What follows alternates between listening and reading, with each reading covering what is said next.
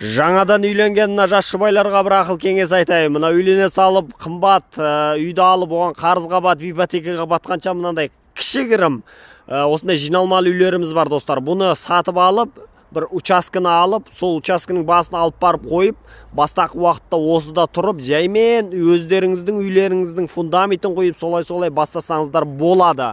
Енді үй салып жатқан адамға бір шетінен Құдай көмектеседі, берекесін береді деп жатады ғой. Дәл осылай біздің жиналмалы үйлерді аласыздар да, бір учасканы сатып алып, ақшаның бір басын қосып, сонымен жаймен үйді құрып бастайсыздар. Құдай қаласа өздеріңіздің үлкен, кең, зәулім үйлеріңіз болады.